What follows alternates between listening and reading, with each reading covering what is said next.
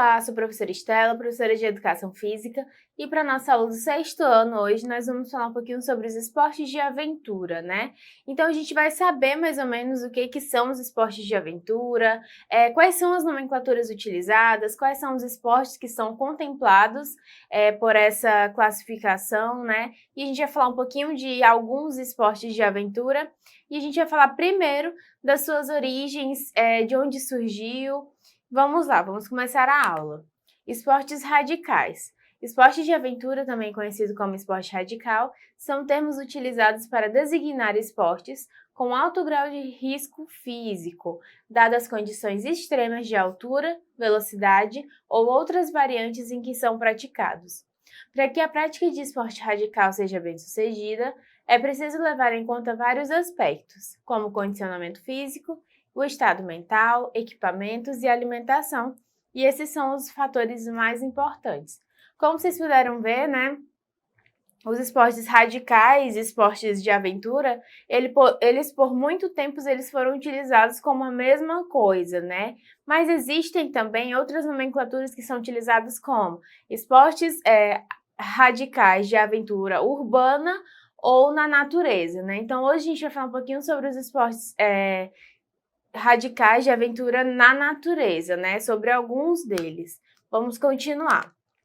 A definição de esporte de aventura surgiu no final dos anos 80 e no início dos anos 90. Foi quando foi usado para designar esportes de adultos, como skydiving, surf, alpinismo, montanismo, paraquedismo, hang gliding, bungee jump, trekking e mountain bike, que antes eram esportes praticados por um pequeno grupo de pessoas.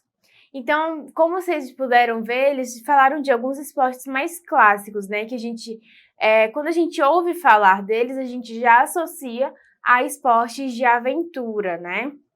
Claro que alguns dos outros esportes são tão comuns que a gente, talvez nem seja tanto um esporte radical. Mas, por exemplo, o skate. O skate é um esporte radical, ele é bem difundido, né, no nosso país. Existem provas, ele é um esporte, né?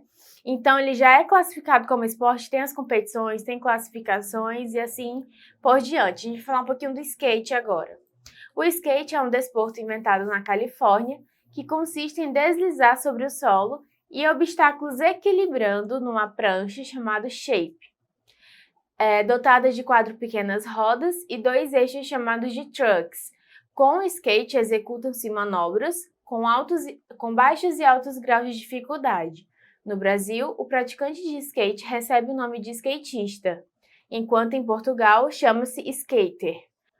O skate é considerado esporte radical, dado seu aspecto criativo, cuja sua proficiência é verificada pelo grau de dificuldade dos movimentos executados, né? O skate é, sem dúvida, um dos esportes radicais mais conhecidos atualmente. Sua popularidade vem dos grandes ídolos do esporte e da grande cobertura da imprensa.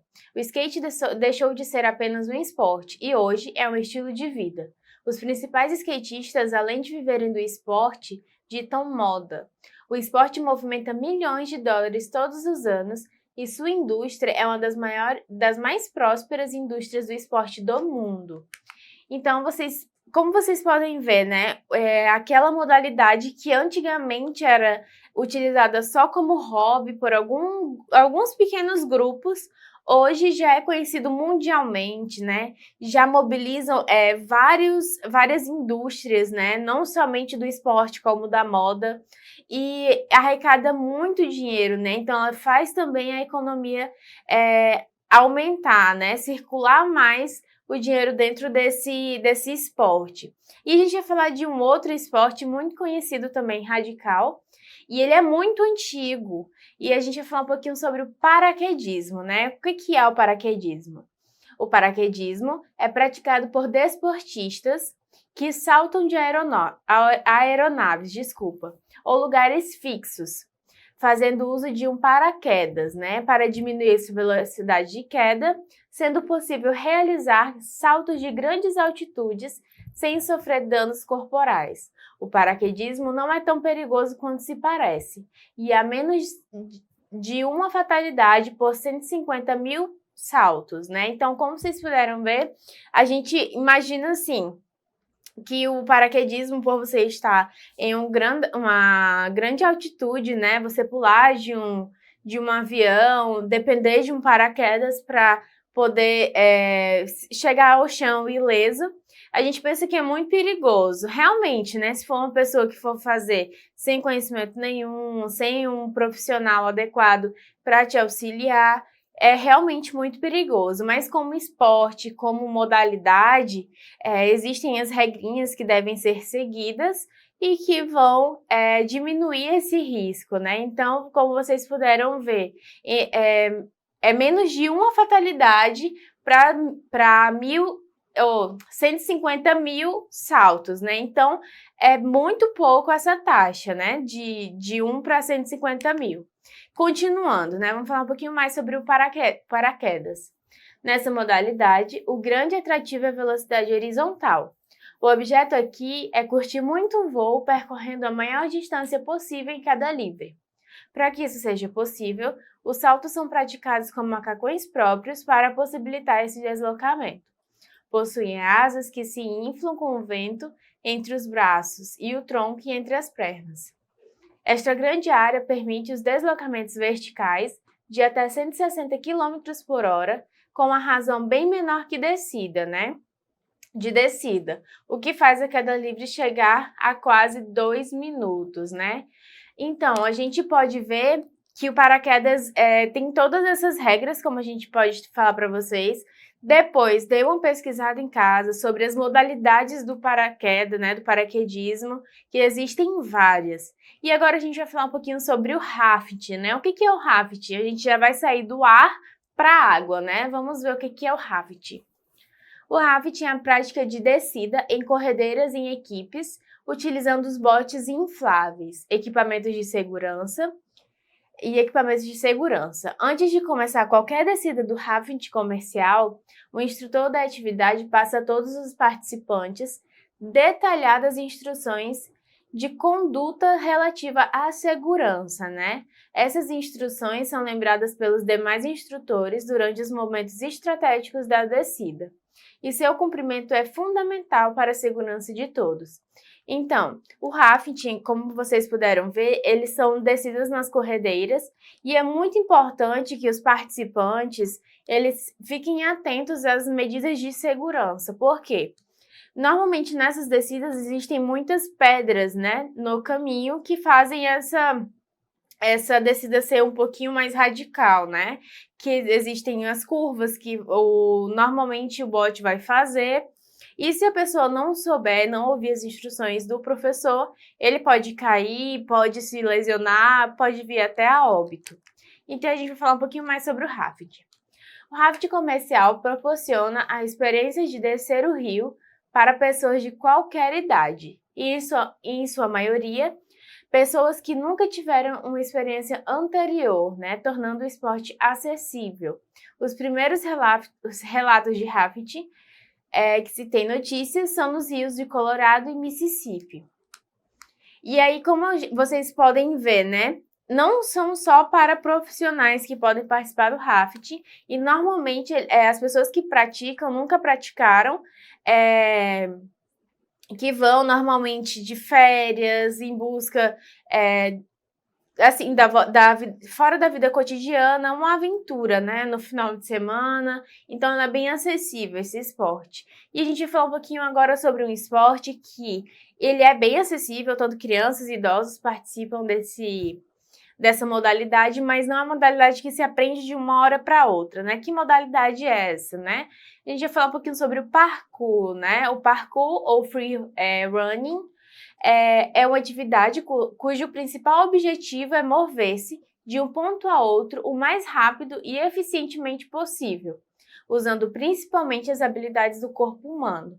Criado para ajudar a superar obstáculos de qualquer natureza no ambiente circundante, desde galhos e pedras até grades e paredes de concreto, e pode ser praticado em áreas rurais e urbanas. Homens que praticam parkour são conhecidos como thrasher e mulheres como thrasherces. E aí, continuando, né? O free running incorpora movimentos dinâmicos de se deslocar do parkour, incrementando por acrobacias diversas, né? Como movimentos de ginástica artística, como tricking e street stunts, criando um rápido e estético modo de deslocamento. É praticado preferencialmente em ambientes que disponibilizem diversos obstáculos. Então, o parkour, como eu falei para vocês, não tem como vocês aprenderem de uma hora para outra, né? Existem manobras no parkour que são para iniciantes, intermediários e avançados. Então, não tem como hoje, ou eu vou falar assim, no final de semana, eu vou pular uns prédios ali e já volto. Não tem como vocês fazerem isso, né? Não é como se fosse um paraquedismo, um raft, que vocês têm o auxílio de um instrutor, né? Mas quem se interessa por essa modalidade, existem até escolinhas que ensinam a praticar o parkour ou free running, né? E a gente vai falar um pouquinho sobre o motocross, né? Que também é outra modalidade que não dá para você fazer de uma hora para outra, mas que também é muito interessante e é um esporte de aventura. Vamos lá! O motocross é uma modalidade desportiva praticada sobre as motos de estilo enduro. São várias as categorias do motocross, como arenocross, trial e enduro. O motocross frequentemente encurtou ou moto. É uma forma de motovelocidade ou off-road, em que os pilotos sujeitaram circuitos de fora estradas inclusos em circuitos fechados e são considerados amplamente como a mais forma popular do mundo de corrida de motocicletas. E aí a gente vai ver um pouquinho sobre a escalada, né? Assim como o motocross e o parkour, a escalada também é uma modalidade que ela tem que ser bem instruída, né, para a pessoa fazer, principalmente com os equipamentos, né? O desejo de subir, de alcançar o topo é próprio do ser humano, que antes fazia por necessidade e desafio a sua própria existência. Agora, o faz para testar os seus limites e ver até onde consegue chegar por si e em relação aos outros. O objeto geral da escalada é o de conseguir ascender por superfícies quase verticais, em gelos, rocha e paredes artificiais construídas propositalmente para a prática desportiva. A escalada ela é bem interessante, né? É uma modalidade que a gente ouve muito falar, mas a gente não pratica, né?